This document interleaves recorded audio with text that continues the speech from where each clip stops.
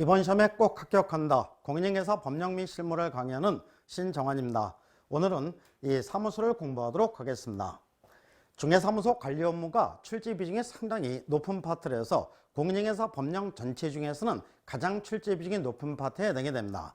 그 중에 이제 첫 번째가 이제 사무소가 됩니다. 사무소는 매 시험마다 최소한 2문제, 최대 4문제까지도 출제가 되는 부분이니까는 잘 정리해서 알아두셔야 되는 부분에 해당이 됩니다. 그러면 이 사무소의 이제 기본 개념입니다. 이 사무소는 자연인을 기준해서 오는 주소와 같은 게라는 게 사무소가 됩니다. 그러면 제가 앞에서 주소가 어디냐고 물어보면은 쉽게 대답하시는 분들도 있는 반면 쉽게 대답하지 못하고 머뭇거리시는 분들도 있죠. 이런 분들은 대개가 현재 살고 있는 장소하고 주민등록이 되어 있는 장소, 본적지, 세 장소가 틀리신 분들입니다. 그럼 이 세 장소가 틀리신 분들은 주소가 어디냐고 물어보면은 본적지 대답하시는 분은 없겠죠. 현재 살고 있는 장소와 주민등록이 되어 있는 장소 중에서 어디를 대답하셔? 정답. 현재 살고 있는 곳, 여기를 대답하셔? 정답입니다. 법에서의 모든 기본 개념은 형식적 기준으로 접근하는 게 아니라 실질적 개념으로 접근하게 됩니다. 우리나라 민법에서도 생활의 근거되는 곳이 주소다 해갖고 현재 살고 있는 장소를 주소로 정해놓고 있습니다. 현재 살고 있는 장소에 주민등록이 되어 있지 않으면 주민등록법 위반으로서 그에 대한 제재를 받겠죠. 제재를 받더라도 주소는 주소라는 얘기입니다. 그러면 사무소도 똑같은 방식으로 접근하게 됩니다. 현재 살고 있는 곳이 주소니까 사무소는 어디가 사무소? 현재 영업하는 장소 이렇게 되겠죠. 조금 유식하게 쓰면은 중개활동의 근거 및 중심이 되는 장소, 여기가 사무소가 됩니다. 그러니까 이 말 속에는 등록해야 된다는 말이 없죠. 등록했는지 여부는 불문하게 되고 등록 기준에 적합한지 여부도 불문하게 됩니다. 현재 살고 있는, 현재 영업하는 장소면 사무소가 되는 겁니다. 즉 서울특별시 강남구에서 중개사무소 개설 등록한 공인중개사인 개업공개사가 서울특별시 강남구가 부동산 중개업에 대해서는 불경기입니다. 야, 이렇게 되다 우리 앞으로 밥도 못 먹고 살겠다. 내일은 경기가 좋은 지역으로 한번 떠나보자.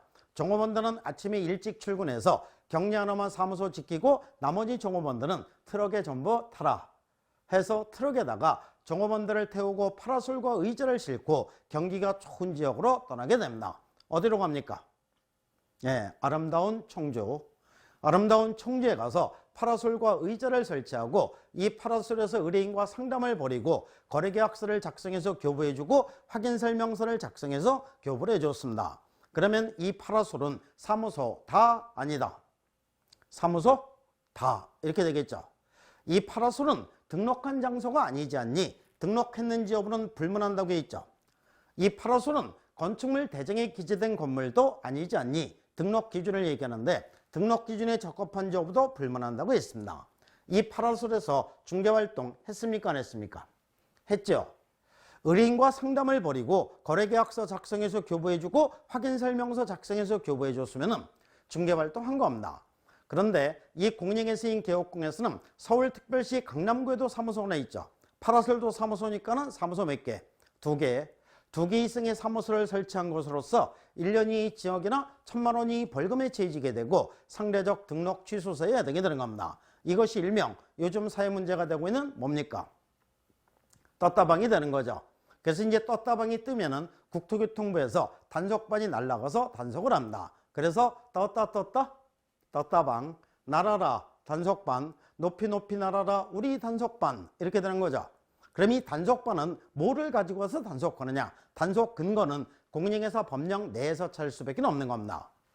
바로 2개 이상의 사무소를 설치한 것에 해당이 되는 겁니다. 그러면 그런 것도 시험에 나오니 요즘에는 이런 기본 개념이 말썽을 부리는 경우가 많이 있게 되고 그러다 보니까 이런 기본 개념에 대한 지문들이 옛날에 비해서 많이 증가한다는 특징이 있게 됩니다. 이런 기본 개념이 자꾸 말썽을 부리니까 최근에 공인중개사 법령을 개정하면서 임시중개실물 설치 금지 규정을 새로 신설하게 됩니다. 임시중개실물을 설치하게 되면 2 이상의 사무소와 마찬가지로 1년 이의 징역이나 1,000만 원 이의 벌금에 처해지게 되고 상대적 취소서에 해당이 됩니다. 이와 같은 사무소는 하나의 등록을 했으면 하나의 사무소만을 설치되어 되는데 하나의 사무소인지를 정하는 표준은 사회통념이나 거래관념에서 정해야 된다.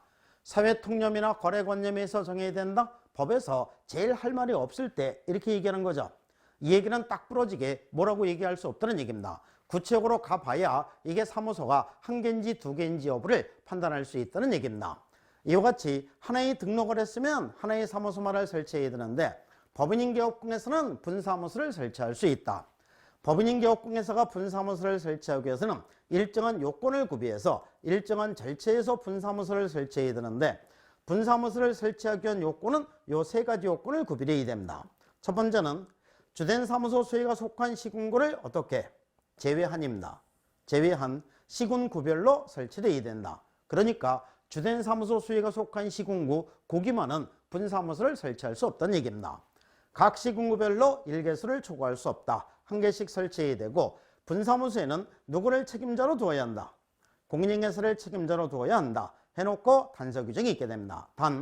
다른 법률에 의해서 중개업을 할 수 있는 법인의 분사무소의 경우에는 그러하지 아니하다. 책임자가 공인인계사가 아니라도 된다는 얘기입니다. 그래서 이 분사무소 설치 요건 세 가지 매 시험마다 한 번도 빠지지 않고 출제가 되는 지문이니까 잘 알아두셔야 되는 부분에 되게 됩니다. 이와 같은 요건을 구비해서 분사무소 설치 신고를 하는데 분사무소 설치 신고는 어디에다 한다? 주된 사무소 등록관청에 한다. 이것도 이제 그 매 시험마다 나오는 지문입니다. 분사무소 설치 신고 시는 일정한 구비서를 갖추어서 수시를 첨부해서 설치 신고를 하게 되는데 구비서류 중에서는 여기 보증설정 증명서면을 제출한다는 게 특징입니다.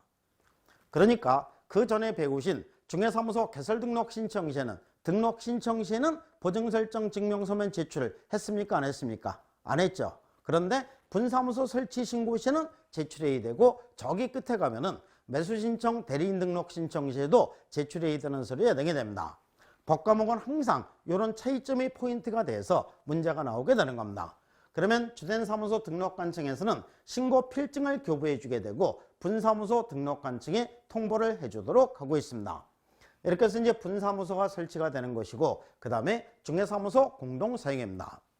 중개사무소 공동사용 이렇게 되는데 옛날에는 이게 합동사무소라는 명칭으로 규정을 하고 있었습니다. 그런데 이 합동사무소라는 명칭으로 규정을 하니까는 자꾸 거창한 생각을 하시는 겁니다. 근데 이거는 거창한 생각을 하시면 안 되고 궁색한 생각을 하셔야 그 개념이 맞는 겁니다. 그래서 중개사무소 공동사용으로 개정을 한 겁니다. 즉 사무소는 자연인을 기준해서 보는 주소와 같은 게 일어나는 게 사무소가 된다고 했습니다. 옛날에 학교 다닐 때 집에서 학교가 멀면은 통학할 수 없으니까 학교 근처에서 자취하시죠. 자취하는데 혼자 자취하면은 생활비가 많이 들죠. 그러니까 어떻게 했습니까? 친구랑 같이 자취했죠. 친구랑 같이 자취한다는 얘기는 방같이 쓰는 것 외에는 특별한 의미가 없는 거죠. 중개사무소 공동사용도 마찬가지입니다. 혼자 중개사무소 개설 등록해서 사무소를 유지하자니 유지비가 많이 들 것 같은 겁니다. 그러니까 두 명이 이상의 개업공개사가 사무소를 같이 쓰는 거, 이것을 중개사무소 공동사용이라고 얘기하는 겁니다. 그러니까 궁색한 생각을 하셔야 맞죠. 오죽 못 났으면 유지비도 벌 자신이 없으니까 다른 개업공개사와 사무소를 같이 쓰는 겁니다.